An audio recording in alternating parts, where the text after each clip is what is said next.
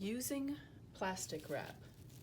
I have pieces of plastic wrap here, and I am going to use it for creating rocks, a very natural form of rocks, and I don't have to worry so much about all the details.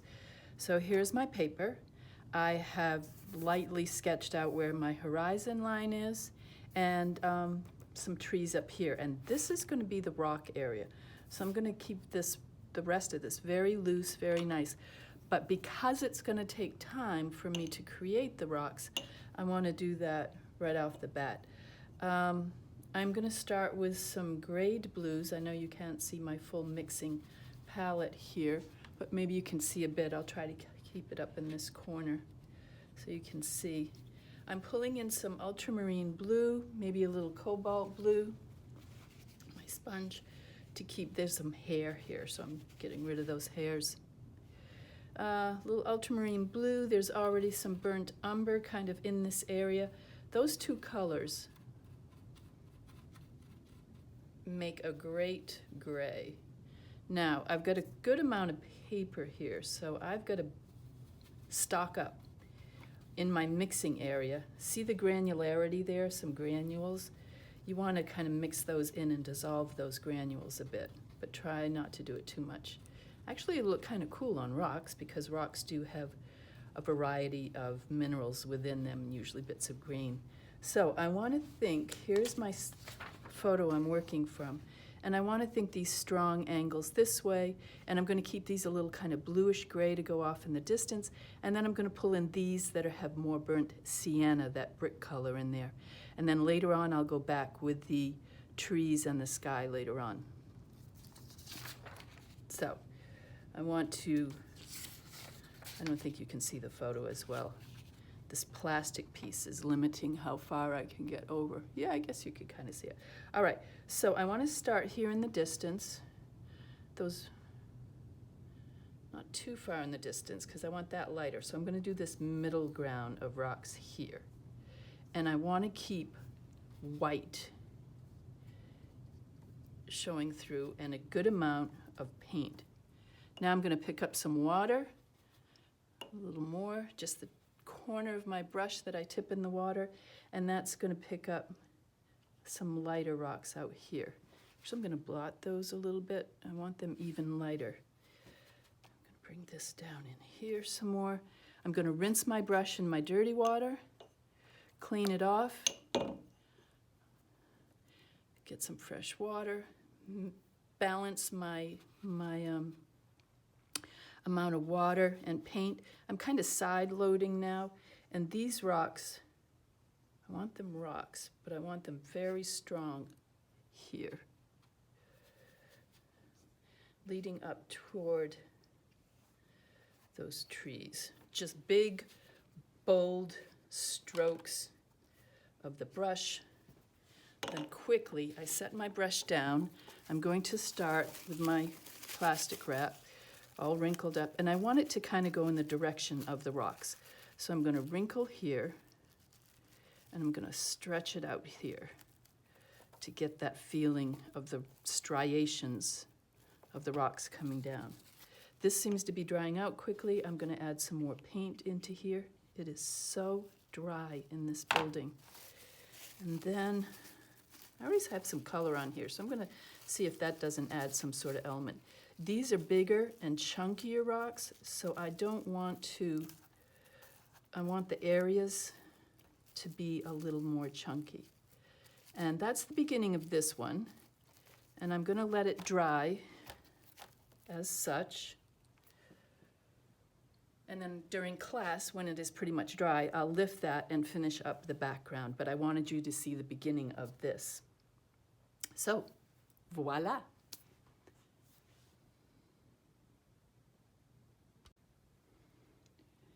I decided I wanted to add some more drama into these rocks. So I have picked up some dark, this is black, but mix it with a little blue, perhaps a little burnt umber as well.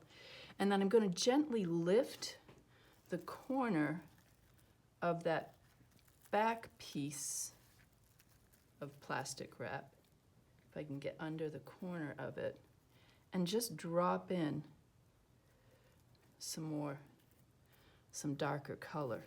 And you see it kind of spreads out into those rocky areas.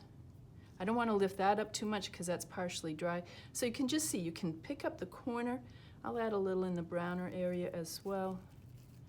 Just gently kind of lift that corner, drop in where it's still wet, it has to still be wet, and see how that will spread down in underneath the plastic wrap. This is going to be too dramatic for the corner piece here, but this is just for illustration. This is not going to be a... So now I'm just, with a damp, clean brush, I'm just picking up some of that black so it's not quite so dramatic. And then bringing it back down again. See how that lightened it right there a bit? So that's kind of fun too. Lots of fun.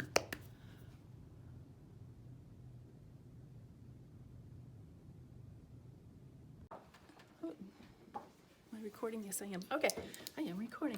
So if I have apple, I kind of penciled in the shape of my apple here.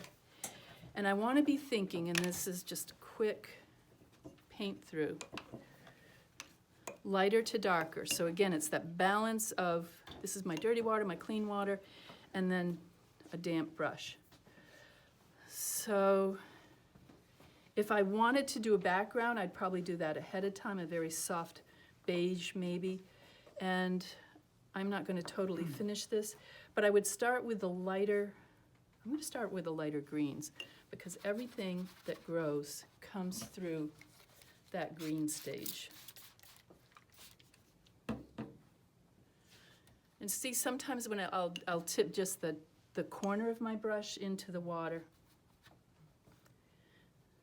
And as I'm doing this, again with drawing, this is a sphere, so I'm not just doing flat lines. I'm going to come around the top edge of that. Just very quickly, try to think what you want to do. Drop down, there's a leaf. And then I have to think quickly.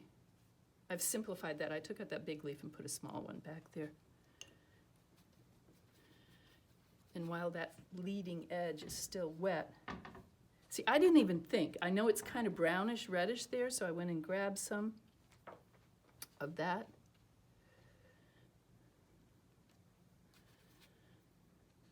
That's why it's kind of nice not to always clean off your palette. You can use some of those colors. I've got particles in there. And I don't mind in the shadow that it bleeds a little bit into that. That combines those darker areas. And the shadow goes out, it gets lighter in the distance. Amazing. I think I still worry about trying to paint by numbers. Oh. Yeah. And then like they just like make brush strokes, and I'm trying And she to. uses blue. Do you see in blue? No, but it looks great. It's going. Well, in the shadow always has some blue in it. Like what? So the darker red, I'm seeing a little purple because it's red and blue in shadows. So why not just throw a little in there? That did not come out well. It's too wet.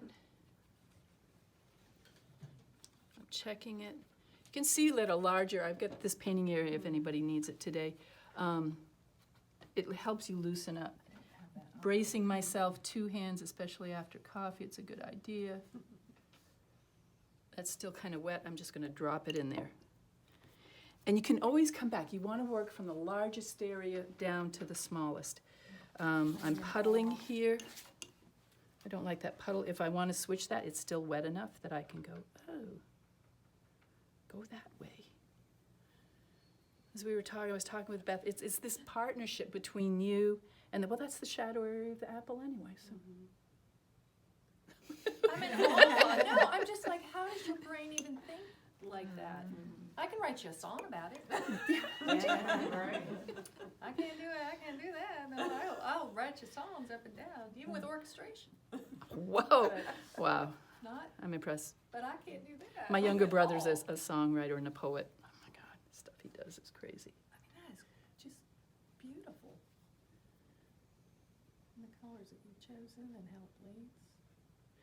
Well, people, you're thinking a red apple and you're like, well, I can't put green in there because, Right. you know, that's, but why not? If I let that bleed out a little bit. Now this is gonna dry lighter, right? About 1/3 lighter than the way I have it. My ultramarine blue is very granular. There's some particles in there that are just not dissolving very well, as you can see on the palette. I want this shadow of the stem. Now my brush is very, see, I'm still using my large brush, and I'm trying to wrap that around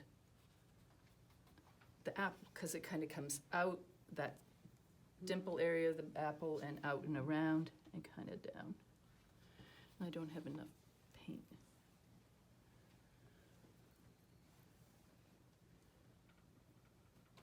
Couple stems. That little leaf needs a stem. That bled.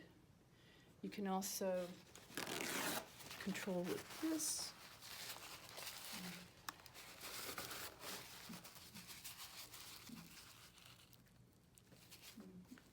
Controlling your edge there, even with a paper towel. Anyway, so I'll let that dry a little bit. I'll come back in. I would probably add layers. So a little more red, just. Let's just go for it. There. Uh-oh. If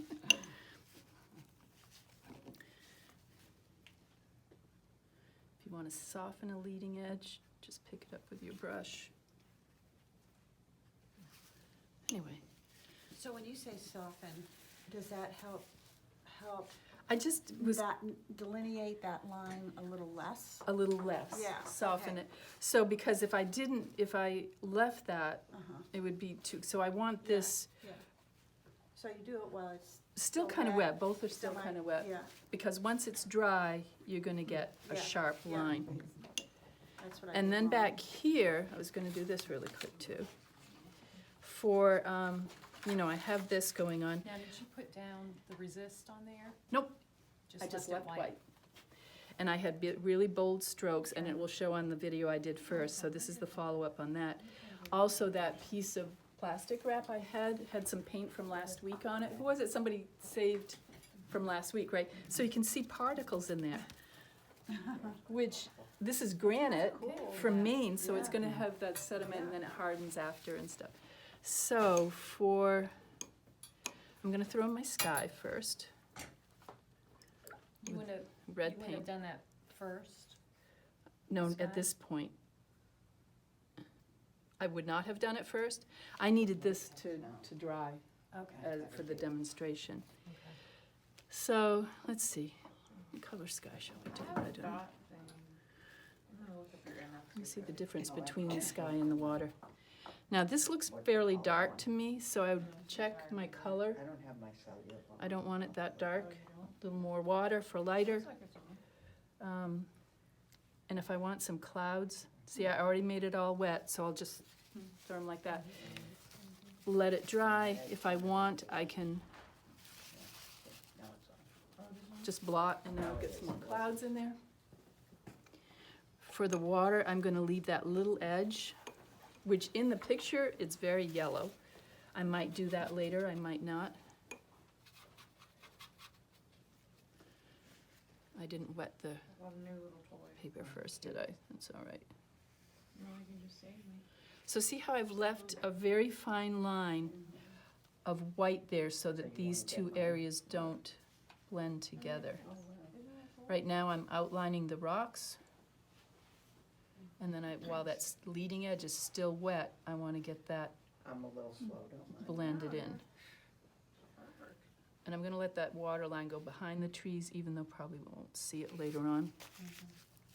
Oh, well, there's a surf down there, right? So where it's hitting the rocks, we wanna try to pick up a little bit of. I did. What? That's all. So easy, so fun. And trees, so that's still fairly wet. I'm gonna blot just a couple spots on it so it doesn't totally bleed into the sky. And with trees, try to use irregular shapes, and leave what people call sky holes. I don't really like that name. But there's spaces where the light behind is showing through. You can even see it in the bushes there. If you make a solid bush, which some of those are solid bushes, it's gonna look like a lollipop, and you don't want that. You want sky showing through. You want some irregularity because it is nature.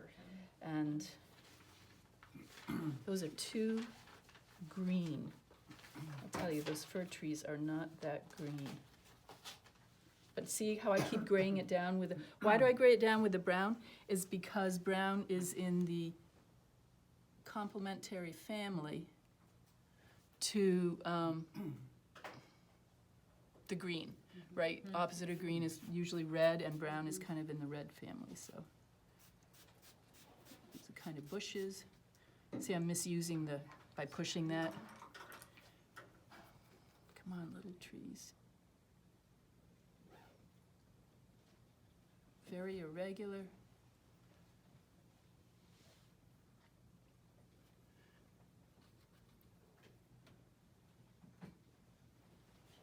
See how I changed the color? If you change your color quite often, it'll add more interest Yeah, they're not color. into what you're doing. Your brush is also very perpendicular when you do that. Because I'm trying to stay way up on the tip of it. And this helps me. I've learned it now even to put makeup on like this, you know, because by crossing it, it makes it stronger than if you're just using one hand.